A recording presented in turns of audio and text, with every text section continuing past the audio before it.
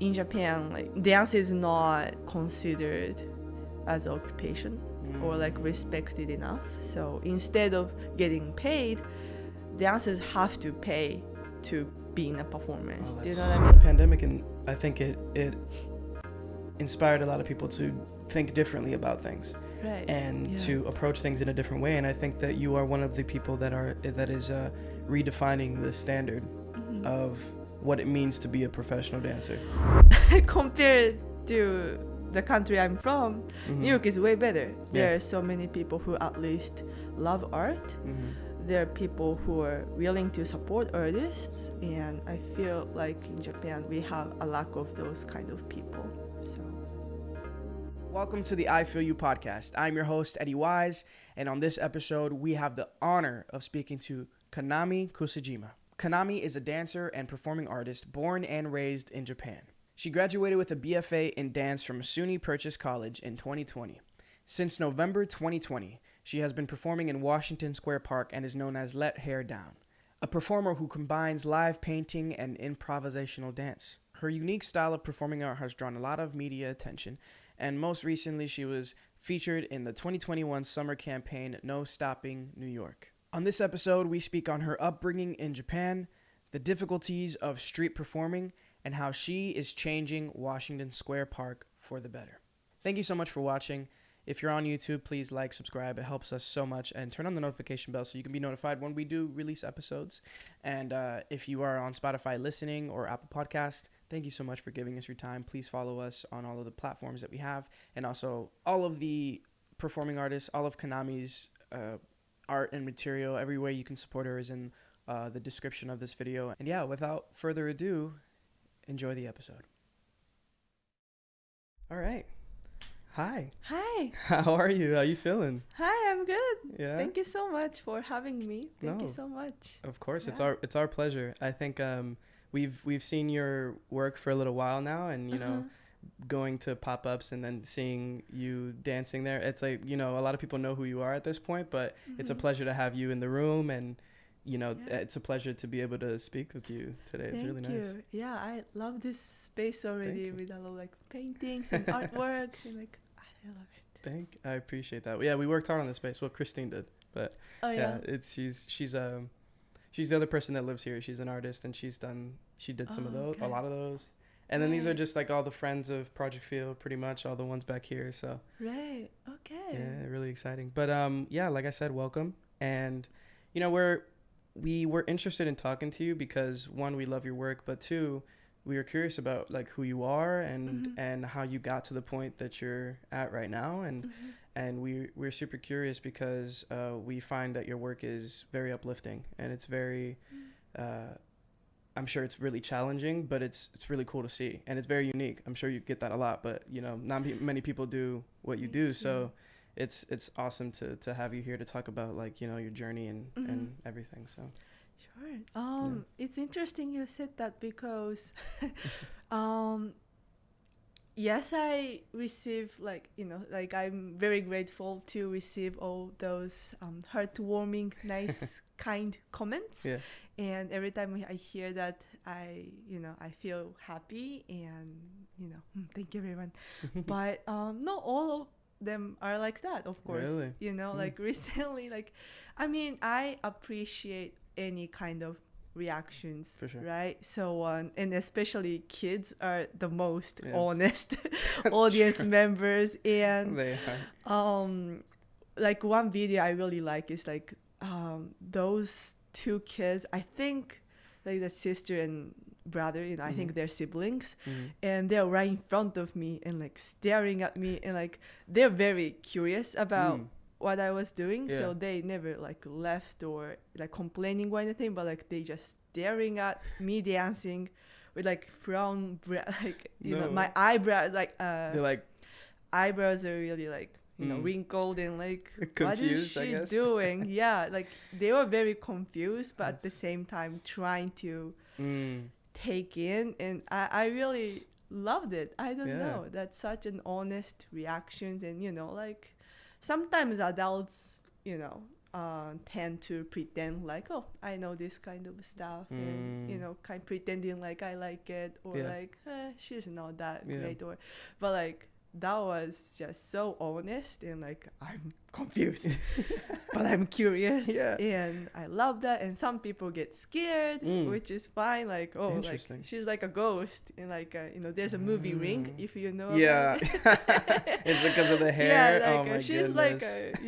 Like the girl from the Ring, and like sure, I'll take it. And that's fun. It's just interesting. So thank you for the positive comments coming from you. Of course. Yeah, I just wanted to say that it's so much variety out there. Yeah, that's. I mean, that's really. It's great that you say that too, because I feel like most people, especially if they admire your work, most people would assume that you get like all the best comments all the time. Like everybody's always like, "Oh, you're so great, you're so great, you're so great." Yeah. But I love the story about the kids because I feel like curiosity is so important. And what you said too was like they didn't know what they were seeing, but they were trying to kind of understand it, and that is so beautiful, because I feel like a lot of, especially adults, and like this is just because of life, but a lot of adults kind of lose that curiosity, and they lose that when they see something they don't understand, they typically just kind of ignore it, and they kind of and also that's kind of like they learned over the lifetime, right? And that, I'm not saying it's wrong or anything, like adults also had to learn how to deal with many things in society and life in general. So it's kind of like one way to kind of protect themselves. It's a survival instinct. Yeah, exactly. So I'm not saying it's bad or anything, but it was just so almost funny to see those purist people like staring at me like, I don't know, but very interesting. And some babies are like crying, get scared, and like sometimes like kids' parents give like, okay, so go for the donation, and like the parents give some money for their kids, but kids get so scared and like, mommy, I need you. Like they come together to the donation box sometimes, or and like some kids like dancing with me, they become they're very happy and like jumping on my paintings. Paper, and that must be cute. Yeah, it's really cute. So it really depends, different babies, different reactions. Also animals, very different. Interesting. Yeah, for instance, some dogs are very nice and like sitting right next to me, and like the owner is taking picture of me with the dog. And some dogs are like barking so hard. Wow. And like, wow. That's so interesting. So that's awesome. And also my favorite is always this group of pigeons flying right above my head. And I don't know, also there's another person in the park who can command. Every time we go, he's there, and he kind of like tell him to do circles and stuff, and and sometimes like just he sends over those birds in the best timing, in the like climax of the music I'm playing, and like that was perfect. So cool. I love it. That's collaboration right there. It's awesome. Someone said those pigeons are paid actors. That's really good. They are technically paid because I get the food from him, and that's a paid actor for sure. There you go. That's really fun though. Makes sense. Well, talking a little bit about, before we get to Washington Square Park, but you were born and raised in Japan, yeah? Yes. And then you came to New York for dance school. Yes. Right? Yeah. I came in 2016. Were you a dancer in Japan as well? Yeah, nothing serious enough, I would say. I mean, I myself was serious about dance when I was in Japan. But the dance studio I was going for lessons, that was nothing about professional training or anything. I was just a competition dancers, but being a competition dancer doesn't necessarily mean that all of them trying to be professional. Interesting. Yeah. Sometimes it was more like, so my first dance teacher in Japan, like her idea was like, more stages you experience, you grow more. So like yeah, you still see the numbers and, first place, second place in hours and prides and everything. But more than that, like, my dance teacher really wanted kids to experience the performing aspect, because that's one way of grow, and it helps actually. So I was just going with the flow of that local dance studio, right? I was participating 3 dance competitions per year. Wow. So every year I go to 3 different dance competitions, and then after that the dance teacher changed the choreography, and then another year for the 3 competitions. Yeah, and it's the same choreography for the whole year? For Nice. For the whole year. So that was just the beginning. And then I also studied dance in high school as well. But again, that was not necessarily art school. Like I also... It was a high school that had like a dance class or something, or? Yeah. And I took credits off of dance classes and everything, but like not many dance classes. So, and I also did club activities. So like I was in a dance club team and everything, but not so many dance classes. Like even though that was not 0, maybe like once or twice in a week. So, and then I really wanted to study dance seriously. So, okay, I want to come to New York and study dance for 4 years in college. It's really cool. Why New York? I mean, there are like several reasons, but I think New York is a place where things from all over the world just come together. So, if there's a dance company in Europe, they're gonna most likely come to New York on tour. And they're gonna come New York anyway. So, and also not only the performing arts, but also there are many museums and a lot of music scenes. So I think to study art field, New York is a good place to be in, because there are so many opportunities to see things from all over the world. Yeah. So that's one of the reasons. That's really cool. That makes a lot of sense. And I think that it's kind of similar. I feel like a lot of people who come to study art here all kind of have the same idea, where it's like, you come to New York if you want to see like everything and everyone, pretty much. Like everybody always kind of ends up here at some point. It's like one of those like locations, those hubs. I think it's a good place to visit and see at least once in a lifetime. For like sure. It depends for the people, like for some people, like, okay, living in New York is great, but it's not for all of them, of course. Yeah, so, it's not for everyone. Definitely. It's a tough way to live. Yeah, but it's definitely good to experience, I think. So yeah. And do you, when it comes to the techniques of dance, do you find that there are differences between Japan and like what you learn here in the United States? Yes, because so I learned a little bit of ballet before I come to the college in New York, but like only like a couple of months. I really didn't have any serious training, as I said. That was the studio I was in was like contemporary dance studio, and just practicing the choreographer I got at the time. I didn't improvise any dance at the time. So that was all what I was doing over and over. And I was so impressed when I saw all the dance education system was very like organized and very like the system is already built up, which I didn't see in Japan almost at all. Wow. Like, that's so interesting.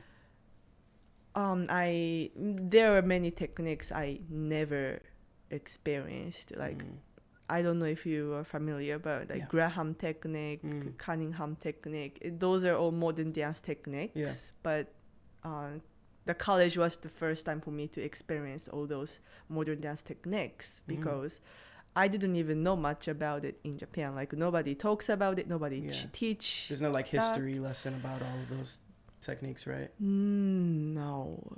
Yeah. And also like there's no criteria almost. Yeah. Here it's very clear, especially for like theatrical dance industry. If you want to audition for a dance company, you need to have this technique, and this technique. It's very clear, like crystal clear. But like in Japan, like dance is not considered as an occupation or like respected enough. So instead of getting paid, dancers have to pay to be in a performance. Do you know what I mean? Oh, here's a 20 tickets to sell. Like sell it to your friends, and if you couldn't sell those tickets, that's gonna be on you. And if that's okay with it, you can be in a performance. That's how it goes, right? So I was like, okay, I cannot see myself being a professional dancer in this country as of now. It might change for the future, but hopefully it does. Yeah, I mean, but at least I need to see the outside world at least once. So that's also another reason why I decided to study abroad. Yeah. So yeah, that's cool. It's interesting that you say about the having to like pay to dance, because it's actually kind of similar to how a lot of musicians have to do things even in New York. Right. Like if you're an up and coming musician, you have to, like, if you want to play a show at a venue, they do the same thing where it's like, if you have to sell this amount of tickets, and if you can't, then you have to pay for that. You have to like pay us because of that, you know. And it's so it's weird, or I guess it's not weird, but it's interesting to hear that, you know, over there that's how that works, and that, you know, it's still somehow is, even in the States, it's still somehow allowed for that to happen. When people, you know, people want art, you know, people want to pay for art, and they want to see, you know. Yeah, I think people over there is not really willing to pay for art, and that was interesting because even in New York, you said, right? And then I see that now. I see it definitely. But like when I hear about all those things, oh, Europe is better, you know, like art is more appreciated in Europe. I hear all those things in New York, but like compared to the country I'm from, New York is way better. That's what I felt. So like, I mean, I'm not saying that they shouldn't complain or anything. Like, you know, when you need to speak up, you need to speak up. But I'm just saying that compared to the country I'm from, New York is way better. There are so many people who at least love art. There are people who are willing to support artists, and I feel like in Japan we have a lack of those kind of people. So that's super interesting. I mean, hopefully, of course, one day it changes, and you know, there's gonna be like what you said about how, you know, New York, it might be better in terms of that compared to Japan. But like you said, rightfully so, is that, you know, that doesn't mean we can't complain about things. There are some things that we can change, that we should change. And that's how it gets better in places like here, but also in places like Japan, is like asking questions and making people more interested. And also I think people don't understand, because we have so much of it, people don't understand how important it is to have art. It's kind of, it's everything, you know. Art is how we as humans express ourselves, and it's how we communicate with each other. And it's beautiful that, you know, you're able to communicate with dance. And speaking of dance, what are some of your favorite aspects of dance, favorite things about dance when it comes to Japan and the United States? Like, I mean like wherever I go, like I think dancing is the best language for me to communicate with people in the most honest way. Like, I mean, English is apparently a little harder for me because it's second language, but even in Japanese, sometimes like I have a hard time to explain what I feel. Like I can explain things I see, or like, you know, like who did what, this happened when, like I can explain all those things, of course, but like my least favorite question is like, what did you feel and what do you feel? And I definitely feel something, but like I don't know, I'm so hesitant about like categorizing my feelings in certain words. Like I can say sad, I can say happy, and I think it's true, but there's a range within happiness and sadness, or even outside of that, like I don't know. So like with dancing, I feel like I can express all of those spectrum, I think. So that's my favorite thing. Like something I cannot put in words, I can express it. And when I express in dance, the languages you speak, the verbal languages you speak doesn't matter. Like we can feel each other. Yeah. And it's like even with those babies I mentioned earlier, like we really don't talk verbally, but like we are definitely talking through movements and exchanging energies. And then it's so interesting. Like sometimes I lower myself to, you know, kids' height because they're a lot lower and they see things very differently. And then like, whoa, like I was forgetting this view for a while because I'm already grown, you know, but they kind of taught me without verbally speaking anything. So it's beautiful. Yeah, I love dancing. It's also a good emotional outlet, you know. I think that's also another reason why art is important, and hope art is not devalued like this, but it's really helpful for, I think, many people to, you know, get things out, like even if you don't know how to say in words. And especially you're from another country, like also I had a lack of vocabularies. I still have, but you know, that's not gonna be perfect. For sure. That's not gonna be perfect. Like it doesn't matter how hard I study, or like it doesn't matter. But I hope more people will realize about it. And I do think more and more people are realizing about it. I'm 100% sure, but it can be more, you know. I agree. I think it's beautiful. One, I'm not gonna lie, I almost cried a little bit when you started talking about the spectrum and being able to, because that was beautiful. But also because I feel exactly the same way when it comes to art, and I do think more people are noticing it. I think everyone should participate in art in some kind of way. And I'm an actor, and one thing that I learned from I was reading a book, and there was a technique that I had learned, and it was something to it was to help express yourself and to kind of clear your mind before you go into your day. And what you're supposed to do, they're called morning pages, and it's an exercise, and you write 3 pages, and it's just stream of consciousness. So you write whatever you think, and you just like for 3 pages. It's long, and my hand starts to hurt because I don't write too often. But 3 pages is a lot. It's a lot of words. But what it does is it kind of empties your brain out so that you can get all these thoughts out, and it helps you think about certain things in a different light. And then you can kind of go into your day with like a fresh mind, you know, and you can go into your day and not have so many worries. Because when I feel like when you wake up as a human, you're like, okay, I got to do this, I got to do that, I got to do this, you know, and there's a lot going on. You're thinking about your dreams, but you're also thinking about, you know, and it helps you get it out. And something that the artist, the author of the book said is that she was giving this practice to people who don't do acting. So businessmen or stay-at-home moms, or people that don't participate in art at all, people that have families, people that, you know, people that are 60 and they're successful, but they're retired and single and stuff. And every single person said that it made them feel better. It made them feel like they can express themselves in a different way. And it gave them an outlet that most people don't realize they need.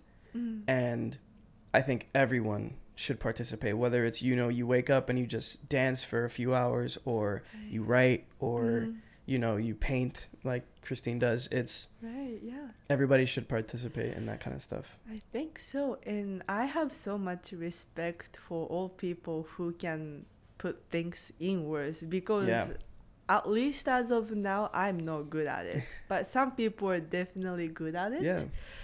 and maybe it's a matter of practice, probably like the 3 pages. Maybe, I don't yeah. know. Yeah. But at least I'm not there yet. Right, so dance is the best way for me right now, but maybe I should practice. I don't know, 3 pages every day. Maybe. Yeah. I started because it was hard for me. I started with 1 page just because like my hand would really hurt because I don't write ever because I'm always like texting now. Right. But so I started with 1 page, and then when I felt like I wanted to talk more, I just kept going, you know. Interesting. How long have you been doing? Or I haven't done it in a little while because I just kind of, you know, you go on and off. Yeah. But I and did that's it for fine too. Yeah, I did it for, you know, a few weeks, and it was like every morning, and it was very helpful. It was very, very helpful. And I kind of, when I'm starting to kind of go back into my practice and my exercise and my technique, I start doing them again, along with other exercises. But it's, it's just, it's so useful. And I think that even for like learning, when I'm trying to, like, because you said perfectly that when it comes to language and just being able to speak and say the words and say you're happy or sad, there are so many different, you know, there's the spectrum. And when you are just writing and just getting it all out there, it's not really about the words that you're writing down. It's about the feeling of it. You know, it's about just doing whatever comes to your mind. Like sometimes it's just word. It's not even a sentence. It's just like words, you know? Yeah. And I think that helps you. It just helps you kind of like expand your expand your mind in a different way, I guess. Yeah, it's really fun. Yeah, maybe I gotta try. Maybe, Thank yeah. you. And let me know if There you you ever go. do try. Let me know how it feels. It's very simple too. Yeah. It's just like the 3 or the 1 page in the morning, right when you wake up. It's the first thing you do, and that's the only rule. So Great. yeah, it's really fun. I want to transition a little bit and talk about some of the beginnings here when you got to New York. Yeah. So you came to New York. You went to SUNY Purchase, right? Yes. And you graduated in 2020, actually. Yes, pandemic year. Yes, and I was going to say that was like, you know, in the midst of the pandemic. It was like towards the beginning, I think. Yeah. And around that time, there was, when it comes to statistics, when it comes to dancers and choreographers, 45.6% of dancers and choreographers were employed. So a majority of dancers and choreographers were unemployed. And that was probably a really difficult time, especially for dancers. Yeah, and you graduate for me at the time. That's, you know, and you've talked about this before, but street performing wasn't a part of your plan. You know, you didn't go to school so that you could be a street performer, right? You wanted, I'm assuming you had other ambitions, right? That was totally, I wasn't planning to be a street performer at all. I was more thinking about it, like, because that's also how college teach dancers, right? Like, okay, this is how you audition, and this is how you prepare resume, and this is how you take headshot, and this is how you list all the trainings you resume, received. And I really thought that was the only way for me to be a professional dancer. Or, you know, getting paid off of, you know, dance performance. And then, okay, COVID itself was, of course, a terrible thing for sure. It was very all difficult. of us. Yeah, it's very difficult. That was a very difficult time. But that was definitely a turning point for me to realize that was not the only way to be a dancer. And I still consider myself a professional dancer because I live off of dance performance, and that's how I support my roof over my head and, you know, everything I need. So, but like other people might disagree with it. Oh, if you're not hired by dance companies, like you're not professional, like, okay, that's your definition. I respect that, but it's just different from my definition. Yeah. And I don't care. There you go. But before, you know, I'm not gonna lie, I also thought like those other people, if I was not hired by a dance company, I am not a professional dancer. That was the way I was thinking, because all other people taught us in that way. Yeah, exactly. And it's not their fault, I mean, if that's educational institution, that's the way they teach their students, and that's fine. They try to make their students, stable as a dancer as much as possible. So no offense to anyone, but within that bubble for 4 years, it's hard for us to realize other possibilities outside of it. So it was a good turning point for me, for my case. Yeah. So and yeah, the pandemic, and I think it inspired a lot of people to think differently about things, right, and to approach things in a different way. And I think that you are one of the people that is redefining the standard of what it means to be a professional dancer. Yeah, I really that was eye-opening for me as well, right? Now I do street performance a lot, like so I know all those people who are doing street performance for 10 plus years, 15 plus years. The longest I've heard is 26 years. Wow. Yeah, this guitarist guy just kept playing on the street. Years. I am 26 years old, and he was out there the whole time that you were alive during my lifetime. Wow, that is crazy. So yeah, like now I have a relationships with them, and like I hear their stories, and then I just truly know that they're doing that because that's their passion, and that's they believe that like that's the way for them to help other people and serve for the community. And they're doing all of this for the community, not for money, like at all. But before becoming a street performer, I'm not gonna lie, it was hard to see in that way,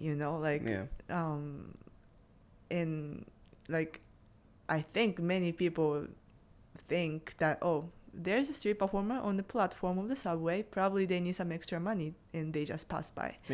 And I again, I'm not blaming them, but that's how society works. That just we're taught in that way, and we just really don't know anything behind the scenes. But now I know that's not true. For maybe for some people, and that's okay too. But at least for those people who are doing for many years, they're doing to save human lives. I really mean it, right? So it just like, especially the first year as a street performer, which is every day, was eye-opening experience. Every single day, I just can't even say all of those. That's gonna take 5 hours. Of course. But yeah. Wow. And that's beautiful. And I think that you said before that you need to be free to free others, right? And that's a part of what your mission is to free others and to communicate through dance. And like we said earlier, you're talking about communication through dance. What are you hoping to communicate when you are out there and you're dancing for people on the day-to-day basis? You're dancing for yourself. What I hope is just I want them to be happy. That's all. Like, I'm not gonna, like, sometimes like I dance with sad music, but I think for me at least, like, sometimes it's healing to see a person who's expressing something I've felt before, and then it makes me feel like I'm not the only one. I'm not alone, right? And that's what I felt, especially during the COVID time. Like, I purposely chose songs like, something encouraging, like it might be a hard time, but, rain's gonna stop at some point, or, like I loved dancing with Imagine, for example, John Lennon. The smile. That's awesome. Yeah, and or like I pick also song requests from like strangers, and nice. Then their favorite songs, depending on the mood they have in that day. And because maybe I didn't tell this yet, right? I started this painting and dancing combined together. So at first I was just dancing on the street, but I found another performer who was doing live painting in Washington Square Park. So I started as a collaboration originally. Oh, wow. So I didn't paint at all, but they were painting on the floor. Yeah, so he was also actually, he's Japanese painter, and by the time I met him, he was already doing like 4 years of live painting in Washington Square Park, and later he had to go back to Japan. But after he left, I was like, I'm not sure if I should continue doing this by myself or not, because one, I'm nervous, I'm scared. Like having another person and performing together feels way different than like performing by myself. Of course. So okay, he's left, and now I'm scared. I don't know if I should do this, but he really encouraged me to do it anyway. Like Kanami, I think still none of the live performing is open. Even Broadway was closed. Wow. The New York people were really thirsty about performing arts at that time. Nothing was literally available in person. So I think you should do it. Just try it. And then like I was like, okay, I've never painted, but like if he encourages me to do it by myself anyway, I can at least try. And I went to art material store for the very first time, and like I don't know which paper to buy, and like I texted him and like which one you were using, and I got everything. And at the end of November 2020, I put a piece of paper on the ground. Okay, it's the very first time to paint and dance at the same time. And you did it outside. I did outside. Wow.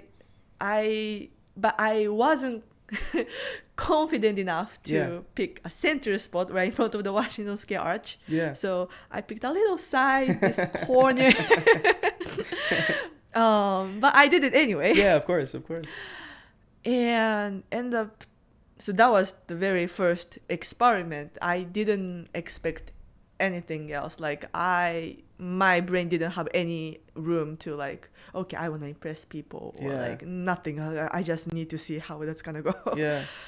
But I did my best, right? And end up many people watched that, and they appreciated what I did, and end up 2 people cried in front of me. Wow. On the first day of that painting dancing trial. And again, I never expected that. I just wanted to try. Yeah. Like I couldn't try to impress people. I couldn't like try to surprise people. Like this is all for my practice almost. But I still remember this lady, like, why you were doing it so powerful, especially during this hard time. Thank you for doing this right now. And she just quietly crying in front of me. Wow. And that was the moment I realized that, okay, I wasn't sure how much people would need this, would want this, but now I know people want it, so I can come every day. And ever since, I just started to come every day, like 6 days a week. Wow. I don't go there 6 days a week right now anymore because things are already reopened and I have like other event performances. So I'm trying to balance it out. So which is good. That's good. That's a good sign. Yeah, like more like half and half now. Yeah. But at that time, nothing else I could do and nothing to do. Yeah, because nothing was open. Everything was closed. Literally. Wow. So I one day snowed, so like maybe I cannot dance on the snow, but we never know until we try. So I'll try on the snow anyway. And I was stupid enough to still bring a paper on the snow. Of course, it's very slippy, like it's sliding everywhere. So it didn't work. Oh. So I don't know if it's okay language, but like, you know what? It didn't work on the snow, but fuck the paper. I just dance on the snow directly. Oh, wow. Why not? And I just like the paint. I put some paint on the snow and I just danced on the snow directly, and it actually worked. That's awesome. So, okay, now I know when it's snowing, I just dance on the snow. And when there's no snow, I just bring the paint again. You found a way to do it. Yeah. I just really wanted to do it every day as much as possible. No matter what, at least during that COVID time, at least. Because also, like, I know these local people coming to the park every day to see me. Sometimes I notice some familiar faces. I really don't know this person's name even, but like, this person is probably waiting for me to start on the bench. I saw her yesterday too. It's awesome. Yeah, with a live show every day without even saying anything. Oh, maybe goodness. Too shy to course. talk to me. Like some people talk to me, but not all people. And this like shy, like mid-age grandma is just quietly sitting on the bench and like. Like I started dancing and then like she was watching and then maybe after a couple of minutes like she quietly like left. Wow. That was so interesting time. Yeah, And I realized that just not only the dance performance itself, but at least at the time just being present every day already means a lot. Yeah. I mean, yes, I dance with full, like with my maximum ability and effort, but even if the dance itself is not great, let's say, but like being there every day was probably more than important than the dance itself at that time. I agree. Yeah. And it's about the consistency, and I think that it ties into what you were saying before, is that I think people and artists especially talk a lot about consistency and what it means to be out there every day. And I think we talk about it so much that we forgot what it feels like to be consistent, because we're like, you got to do it. Nobody does it, right? But it's really about being out there every day for 6 days a week. And even if it's not forever that you do that, it's, you did it for that period of time. And I'm sure there were so many blessings that came to your life because of your diligency, your hard work, and just how, like you said, people were craving art around that time. They wanted to see someone real in front of them doing something not artistic. Something on the display. Exactly, not on a phone or on a TV, like right in live performance, Right. It's a big part of New York. I also did online performances as well, before I become a street performer. Like I collaborated with musicians, and like I did like 3 online performances live streaming on YouTube, and I mean that was fun. That was also a good way to get connected with like people all around the world. Like I was in New York, but people in Japan, for example, they could still watch me performing online. So there were some good things as well. But personally, like online performance cannot substitute the in-person connections and live performance. So online is great in its own way, but that was not enough for me. So that's why I decided to come on the street. Yeah. And people were afraid for a long time when movie theaters first started and people were going to see the screen, right? People were afraid for a while that they was going to get rid of live performances, like actors on stage and stuff. So it's similar to that. It's like you can't replace that feeling, and that's why Broadway is so strong still, is because live performances, seeing human beings that are the same as you in your same space, interacting and seeing some, like watching them do something beautiful, there's nothing that replaces that feeling. And it's one of the greatest, in my opinion, it's one of the greatest feelings that you can experience as a performer and as an audience member. I think it's where we come together to just enjoy something without, independent of language barriers, independent of your culture or your ethnicity or any kind of lifestyle that you live. All of that is out the window when you're experiencing art by a person, by a human being, Yeah, definitely. And, some, like, people have different preferences. Of course. So some people might be okay without having those live performances. But I guess for you and me and like a lot of people. like for a lot of people like us, like we really need it. Yeah, like, we do. Especially after the quarantine time, because I graduated in 2020, as I said, right? So lockdown started in mid-March, so right before the actual graduation. Crazy. And because I was an international student, of course, because I came from Japan, all students went back home. Wow. And the campus became complete empty.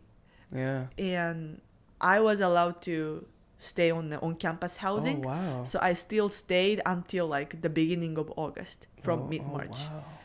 Like, so that 4.5 months, I was completely by myself. Wow. The only time I saw the real humans at the time was the grocery shopping in Trader Joe's. Oh my goodness. Other than that, all what I see empty. was like bunnies and raccoons and Oh my occasional deers. Yeah. Because the campus was surrounded by forest. But other than that, I was not allowed to have, of course, people, any roommates, people inside. That's State University. They have their strong guidelines. They're locked down, and they were like, if you bring anyone in to live with, but like if you do that secretly, for example, we're gonna kick you out. Yeah, and we can't afford that, right? Yeah. Considering the time at the time, I understand. Of course. But it was so isolating, of course. So difficult.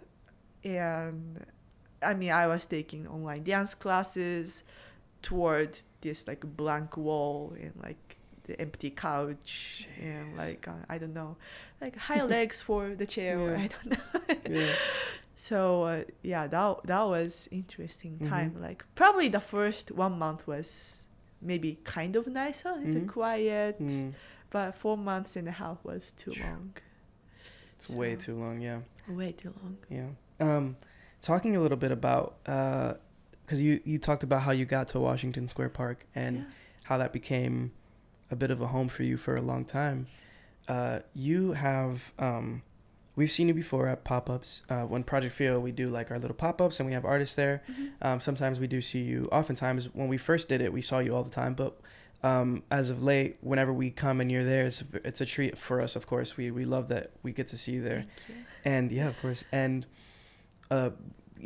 we relate when you talk about the authorities and the people that come to Washington Square Park, and they've come up to us, of course, and they have their rules that they come up with on some days, and they say certain things. Right. And you've experienced multiple shutdowns, and you've talked about this before, but you said that it almost feels like those authority figures, that they forgot about the humanity of the creatives that are there, and how you're out there because you're getting paid. This is your job. This is what people come to see you for, and it's important that you have the time to do that, because that's a day that you lost of work. And I guess how do you feel like it's making a difference when it comes to those authority figures, and how do you feel like it's changed since you started doing that? Well, so I think the very first time I had issue with them was around the beginning of 2021. So like only a couple of months after I started street performing. And I really didn't get it. Like people are literally crying in front of me saying thank you for what I do. And then those people want me to stop doing it during the COVID time. Yeah. So I also asked around other performer friends who has more experience, and then they're like, oh, you don't have to stop, Kanami. Like what you are doing is, like making the community better, like nothing about, like destroying the community or harming the community. Yeah. So just stay strong. You got it might take some time, but you just gotta deal with it. Like also, of course, they have dealt with them so many times. Yeah, for sure.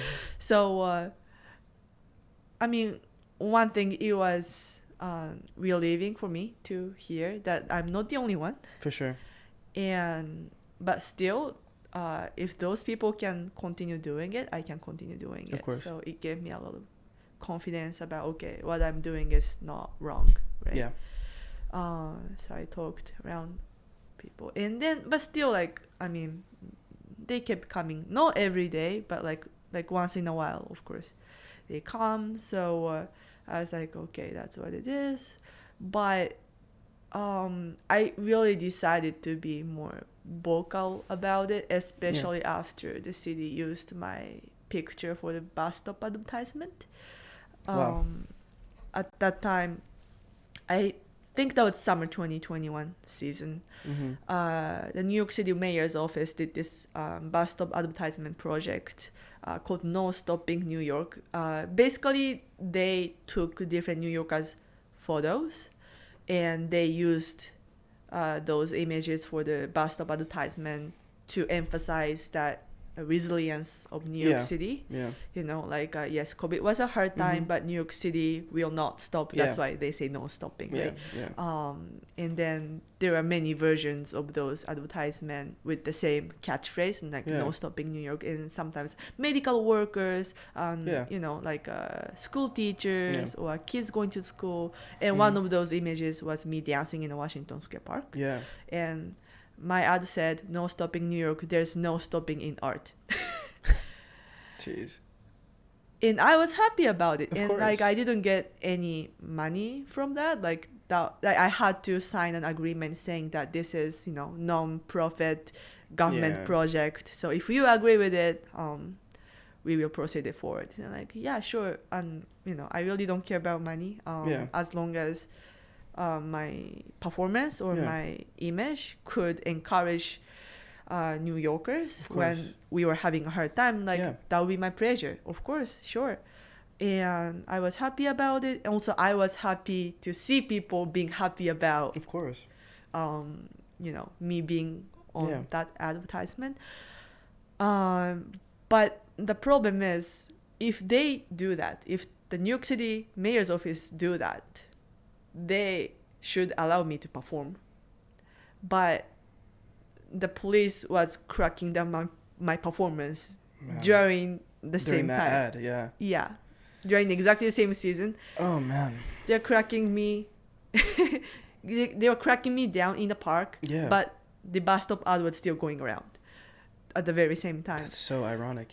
So that was the time I was like, okay, I need to do petition. Like I already had a petition by the time, like even before all those bus stop advertisement situation, I already created a petition. But that was the time when I really think that I need to spread this. Very important. Many people helped me to spread the words. Beautiful. And you know, even New York Magazine interviewed me about it. And then ever since that New York Magazine article, not immediately stopped, but gradually they stopped bothering me, and they're not really bothering me anymore today. That's great. I'm glad. Yeah, but the petition is still up there because what the petition is aiming for is adjust the park rules so that street performers don't have to be criminalized just because of this picnic size of the speaker we're using for the performance, or even for the amplifiers. Like, those amplifiers are quieter than sirens, like running around the blaring city through the street. So for example, I understand if someone complains at, like, I don't know, 12 a.m., 1 a.m. Of course. Yes, that's my bad. I will be quiet. Yeah, of course. But why they need to crack us down, like, under the daylight, 3 p.m., 4 p.m., like 5:15 p.m. I just remember exact time approximately, right? And like, outside environment sounds are way louder than this. It's music, and there's music like all over the park too. And if you insist that, oh, we crack them down because that's the rule, then rule needs to be adjusted. I really think that rules are not always justice. Especially when I think about this country, right? Like, discrimination was legal. And now it's changed because we learned from the history, and that's against human rights. And that's why we adjusted the rules. And at least on the surface, it's not legal anymore. Yeah, exactly. Do you know what I mean? That's why I really think that when it comes to the point, it needs to be changed. You know, like some people say, oh, because that's your fault, you're doing something against the law. But like law is not always with human rights and with justice. And a big part of what this country stands for is that if it is the will of the people, we should be allowed to change the law. We should be allowed to change the rules. Exactly. So I'm glad you're doing a petition, because everybody should be involved in that. Yeah. Because if we can get that, you know, if we can change that rule, I feel like it would invite such a you know, an explosion of creativity there for that location. And there's so many people coming there anyway. Like a lot of people are going to that park now to, you know, sell their art and perform and stuff. But if there are enough people that want that change to be made, it should be made. Yeah, and you know, of course, it's been hard because I'm not getting enough, you know, like a legal help, like lawyers and everything, and I have my own life as well, so it's very it's difficult, slow. But at least I had a Zoom meeting with the city council member one time. I made it happen finally. It happened only one time, but like I am still glad the fact that they at least opened their ears. Exactly. That's finally the door is open to you know, invite that conversation. And I always like, you know, emphasize this, that like what I'm trying to do is not disturbing neighbors. Like what I'm really trying to do is just finding a compromised point where we can agree on, you know, like, so this is what performers want and this is what neighbors want, and like where we can find the middle point, you know. So like in the petition, like we suggest that, you know, what about set the standard of like decibel amount, the volume of the sound, right? Like until up to, let's say, 80 decibels, like after, you know, considering the WHO standard and everything. Exactly. Until up to 80 decibels, it should be allowed. The sound amplification should be allowed within a certain time, of course. You know, like, I mean, I don't hope to, you know, like, how can I say, like, I'm not trying to make the park noisy until 4 a.m. Of course, right? So like, you don't want to disturb the peace. From this time to this time with this amount of decibel. Can we please agree on that? And like with neighbors and authority person and performers, and it's still, you know, nothing is solid, nothing is completely changed yet, but that's what I'm hoping. Because sometimes, even when the New York Magazine article was going around, the article was beautifully written, I really appreciate the writer, but sometimes they just jump on the title and they kind of use it to just say fuck the police. And I think that's what they're feeling, and if that's what they're feeling, I can't do anything about it. But like my main focus is not to fuck the police. That's not what your message is about. So I mean, I have had a bad experience with them. Do I love them? Not really, to be honest. But not all of them are evil. Of course. And they crack us down because of this unchanged rules. And what I'm trying to do is, by adjusting the rules, those police officers don't need to be pressured to crack the performers, you know, crack down the performers. Exactly. So that also performers feel safer without fearing about being cracked down or like, you know, oh, I might not be able to perform today or anything. So I'm glad that I can talk about this right now, because when it goes viral, people are like, oh, like, that's horrible, fuck the police. And like, people steal the message and they try to make it whatever they're feeling. And yes, I did talk about a bad experience with them. So you know, of course, certain behaviors I don't appreciate, of course, but it's not solving any issues when we yell FTP. You know, so it's been very slow, but that's what I'm trying to do with the petition. That's beautiful. So It's very inspiring to hear that, and thank you for adding the nuance to that as well, because thank you. it's necessary, and especially if we want them to work with us, right? I think that a lot of the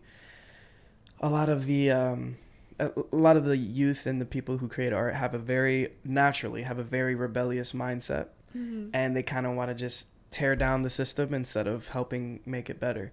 Right. And I think we have avenues that we can approach that are for making things better, you know, and speaking to city council members. And also, I don't know if there's ever a chance that a lawyer is watching this, but, you know, lawyers, if they could, you know, assist, that'd be great. it'd be awesome, because we need people who have that kind of knowledge, and who have the avenues, also even just simply the vocabulary to get the word around, and to make sure that people understand what you're trying to do. And of course, you know, some headlines, they're always looking for the most,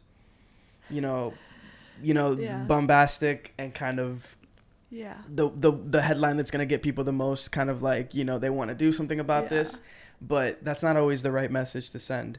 And I think that that's been a major problem in our country for a long time, for a few years now. And I think that we just need to work with each other, you know, and I'm glad you're inspiring that change, even if it's like something as simple as Washington Square Park. So many people call that their home, and so many people care about that place. And if we can make that place better and more inviting for creatives, you know, I would love to see it be a festival, you know what I'm saying? I love to see it be kind of like a bigger thing, and inspire more artists to come through and you know, make change there and inspire people. It's beautiful. Thank you for this opportunity to talk about it, because it's also hard. Like I know the process to take, or like steps to take to change the rules, but they told me one time that like I need to go to like community members meeting or something, and I really went to the building of the community board but also around that time, at least, like the community board members were like changing, like people kept quitting and switching the positions. So I brought it there, but just the board was just not in a shape of like, so that was just unable to make even, you know, they were not organized enough at the time to have a meeting, first of all. So and then like also I started to get my own thing, and then like so, but this was also a good reminder for me to, you know, like it's been slow, but I know how to proceed this forward. So if any of you can help, please, please. It's hard for on my on one human. So. It can't be one person. You know, it has to be a community of people that rise up to do that. So and apparently, I'm grateful to all the people who signed for the petition. Of course, and that's already meaning a lot. So thank you. We can do more. We can do more, though. We can do more. Hopefully, I want to end on this, but just briefly to talk about this. You are going to be you're going to be featured in the Japan Fest, I think is, how do you pronounce that? Japan Fest, Japan Fest, that is July 15th. I don't know if the episode is going to be out by then, but I wanted to bring it up anyway, and just talk about that festival and you know, your involvement and how it feels to be a part of it, and also what you're going to be showcasing, if you don't mind letting us know. Sure. I joined them just one time before, and then the one coming up is the second time for me to join them. The main idea of Japan Fest is food festival.